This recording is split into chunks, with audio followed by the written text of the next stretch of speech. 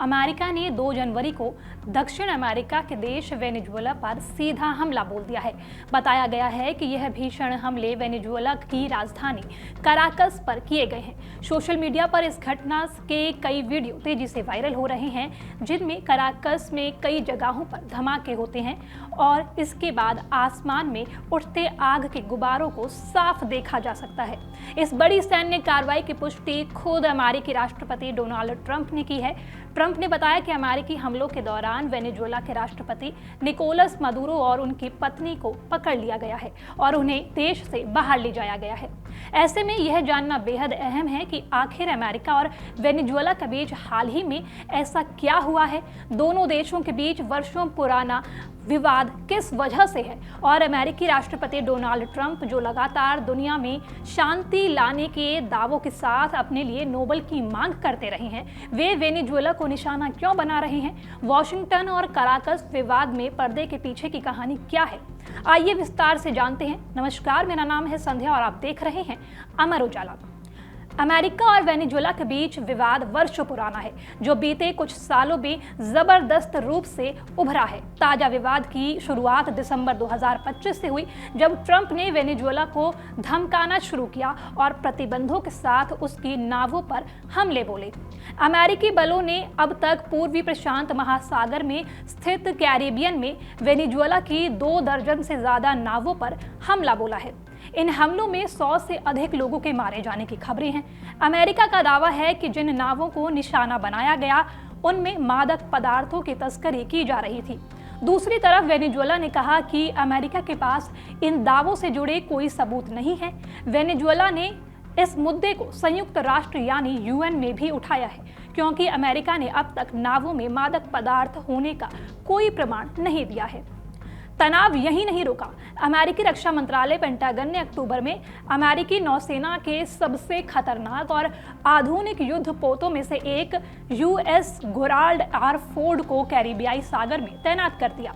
इसके अलावा वेनेजुएला के आसपास 5000 अमेरिकी सैन्य बलों की तैनाती भी की गई है, जबकि पूरे दक्षिण अमेरिका में अमेरिका के 15,000 बलों को तैनात किया गया है। यह कैरिबियाई क्षेत्र में पिछले कई वर्षों में सबसे बड़ी सैन्य तैनाती है।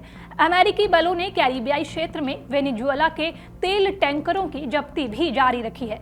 दरअसल अमेरिका की तरफ से वेनेजुएला के तेल पर कड़े प्रतिबंध लगाए गए हैं। ऐसे में वह वेनेजुएला का तेल ले जा रहे टैंकरों को खुले तौर पर जब्त कर रहा है। इसके अलावा ट्रंप प्रशासन ने बीते दिनों में वेनेजुएला की नौसैन्य घेराबंदी भी कर दी है। खुद राष्ट्रपति ट्रंप ने एक मौके पर कहा था कि उन्होंने वेनेजुएला के खिलाफ खुफिया कार्रवाई को मंजूरी दे दी है। उन्होंने चेतावनी दी थी कि अमेरिका के हमले जल्द ही कैरिबियाई सागर में नावों से आगे बढ़कर वेनेजुएला के अंदर तक पहुंच सकते हैं। इसी दौरान यह भी सामने आया था कि ट्रंप ने वेनेजुएला के राष्ट्रपति निकोलस मादुरो से फोन पर बात की थी, जिससे संकेत मिला था कि वे कूटनीति से मसले का हल निकालना चाहते हैं। लेकिन अब हालात पूरी तरह बदल चुके हैं। अमेरिकी प्रशासन का दावा है कि वेनेजुएला के निकोलस मादुरो सरकार अमेरिका में ड्रग्स, विशेष रूप से फेंटानाइल और कोकीन की तस्करी में शामिल है। ट्रंप प्रशासन ने इसे एक राष्ट्रीय आपातकाल मानते हुए वेनेजुएला को निशाना बनाने की कोशिश की है। ट्रंप ने आरोप लगाया है कि मादुरो के शासन में वेनेजुएला के लाखों नागरिकों को अमेरिका आने को मजबूर होना पड़ा है, जिससे अमेरिका में प्रवासी संकट बढ़ा है। इन लोगों के 2013 से ही देश छोड़कर भागने का दावा किया गया है। अमेरिका ने वेनेजुएला के 2 आपराधिक समूहों ट्रेन डी अरागुआ और कार्टेल डी लॉस सोलेस, जिसका नेतृत्व कथित तौर पर खुद मादुरो करते हैं, उन्हें विदेशी आतंकवादी संगठन यानी एफटीओ के तौर पर चिन्हित किया गया है। अब जानते हैं वेनेजुएला ने इस पूरे मामले पर क्या प्रतिक्रिया दी है। वेनेजुएला सरकार उन आरोपों को सिरे से खारिज करती है, जिसके तहत उस पर अवैध नशीले पदार्थों की तस्करी और अपने नागरिकों के दमन का आरोप लगाया जाता है। वेनेजुएला का आरोप है कि ड्रग्स के दावों को सिर्फ एक बहाने के रूप में इस्तेमाल किया जा रहा है, ताकि वेनेजुएला में सत्ता परिवर्तन या तख्ता पलट करके वहां की विशाल तेल संपत्ति पर अमेरिका कब्जा कर सके। कानूनी विशेषज्ञों ने भी इस मामले में ट्रंप प्रशासन की कार्रवाइयों पर चिंता जताई है। उनका कहना है कि अंतर्राष्ट्रीय महासागर क्षेत्र में जहाजों को निशाना बनाना अमेरिकी और अंतर्राष्ट्रीय कानून का उल्लंघन हो सकता है। बिना सबूत दिए वेनेजुएला के नावों पर हमला न्याय से परे जाकर हत्याओं की जैसी स्थिति है। संयुक्त राष्ट्र मानवाधिकार विशेषज्ञों ने भी आंशिक नौसैनिक नाकाबंदी की आलोचना की है और इसे वेनेजुएला के खिलाफ अवैध सशस्त्र आक्रामकता बताया है। ये तो अभी के हालातों की जानकारी हुई, लेकिन इस विवाद का इतिहास क्या रहा है। अब बात करते हैं दोनों देशों के बीच विवाद की मुख्य वजह और इसके इतिहास की। इस विवाद का केंद्र बीते 3 दशकों से सिर्फ तेल रहा है। दरअसल वेनेजुएला के पास दुनिया का सबसे बड़ा सिद्ध तेल भंडार है, जो इस दक्षिण अमेरिका देश को जबरदस्त तौर पर समृद्ध करने की क्षमता रखता है। इसके अलावा वेनेजुएला में सोना और गैस के भी विशाल भंडार है। 1990 के दशक और इससे पहले तक वेनेजुएला की खुली अर्थव्यवस्था में अमेरिकी कंपनियां भी शामिल रही थी। लेकिन विवाद की पहली चिंगारी 1999 में भड़की, जब वेनेजुएला में वामपंथी राष्ट्रपति ह्यूगो चावेज की सरकार सत्ता में आई। चावेज ने गरीबी को मुद्दा बनाकर चुनाव जीता था और देश के तेल को अपने लोगों की भलाई में लगाने का वादा कर पूरे देश के तेल उद्योग का राष्ट्रीयकरण कर दिया। इसका असर यह हुआ कि वेनेजुएला के तेल उद्योग में अमेरिकी कंपनियों की भूमिका घट गई। इस बीच वेनेजुएला की वाम सरकार ने क्यूबा, रूस और चीन के साथ ईरान से करीबी बढ़ा ली, जिसे सीधे तौर पर अमेरिका की शक्ति को चुनौती देने के कदम के तौर पर देखा जाने लगा। दोनों देशों के रिश्ते तब और खराब हो गए जब ह्यूगो चावेज के खिलाफ 2002 में तख्ता पलट की असफल कोशिश हुई।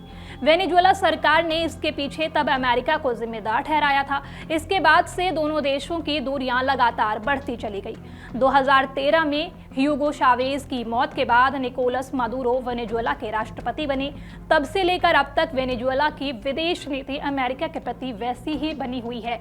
हालांकि अमेरिका लगातार वेनेजुएला पर अपने तेल सेक्टर को खोलने का दबाव बनाने के लिए तरह तरह के प्रतिबंध लगाता रहा है। इससे वेनेजुएला की अर्थव्यवस्था पर बहुत बुरा असर पड़ा है। अमेरिकी अधिकारियों ने कई मौकों पर खुले तौर पर कहा कि वेनेजुएला का तेल वाशिंगटन का है और वे अमेरिकी कंपनियों के फायदे के लिए वेनेजुएला के तेल उद्योग के राष्ट्रीयकरण को पलटवाना चाहते हैं। ओबामा और बाइडेन जैसे डेमोक्रेटिक नेताओं के कार्यकाल में अमेरिका ने कूटनीतिक तौर पर वेनेजुएला पर दबाव बनाया। हालांकि ट्रंप प्रशासन ने 2017 में वेनेजुएला पर तेल प्रतिबंध लगाए और 2019 में उन्हें और कड़ा कर दिया। इससे वेनेजुएला की कच्चे तेल को अंतर्राष्ट्रीय बाजारों में बेचने की क्षमता बाधित हुई। अब अपने दूसरे कार्यकाल में ट्रंप प्रशासन ने वेनेजुएला पर कार्रवाई को और सख्त कर दिया है और हवाई हमलों की भी शुरुआत कर दी है।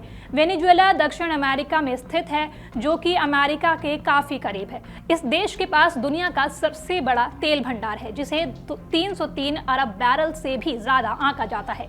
कई प्रतिबंधों के वजह से यह अब तक अनछुआ भंडार है। इसके अलावा वेनेजुएला में सोना और गैस का भी जबरदस्त भंडार मौजूद है। यूं तो वेनेजुएला की ओर से इन पदार्थों का निर्यात ना के बराबर है, लेकिन अगर अमेरिका की इस तक पहुंच होती है तो ट्रंप प्रशासन को मध्य पूर्व यानी पश्चिम एशिया से तेल खरीदने पर निर्भर नहीं रहना पड़ेगा। वह सीधे वेनेजुएला के तेल भंडार का दोहन करके अपने ऊर्जा बाजार को आगे बढ़ा सकता है और अपने तेल रिजर्व को सुरक्षित भी रख सकता है। इसके अलावा वेनेजुएला में बीते वर्षों में जिस तरह से भू राजनीतिक घटनाक्रम बदले हैं, वह भी अमेरिका के लिए चिंता बढ़ाने वाले हैं। तेल उद्योग का राष्ट्रीयकरण होने के बाद से चीन और रूस ने वेनेजुएला से रिश्ते बढ़ाए हैं और उसे अरबों डॉलर की सहायता मुहैया कराई है। कई बार यह सहायता वेनेजुएला के तेल के बदले ही दी गई है। दूसरी तरफ वेनेजुएला ने रूस, चीन, ईरान और क्यूबा से हथियार और सुरक्षा उपकरण भी हासिल किए हैं। ऐसे में ट्रंप सरकार वेनेजुएला पर दबाव बनाकर एक बार फिर पूरे दक्षिण अमेरिका में अपना वर्चस्व स्थापित करने की कोशिश में है। चलते चलते जानते हैं आखिर वेनेजुएला के पास कितनी प्राकृतिक संसाधन है। तेल की बात करें तो तेल 303 अरब बैरल है, सोना 8900 टन, निकेल 2.89 करोड़ टन है। प्राकृतिक गैस दुनिया में 8वें स्थान के साथ 201 ट्रिलियन क्यूबिक फीट, लोहे की खदान 14,600 टन है, वहीं बॉक्साइट 32 करोड़ टन है। आज के लिए इस वीडियो में इतना ही। बाकी और खबरों के लिए आप देखते रहिए अमर उजाला। आपके राज्य की खबरें, आपके शहर की खबरें सबसे पहले जानने के लिए देखते रहें अमर उजाला। चैनल को सब्सक्राइब जरूर कर लें और पाएं हर अपडेट।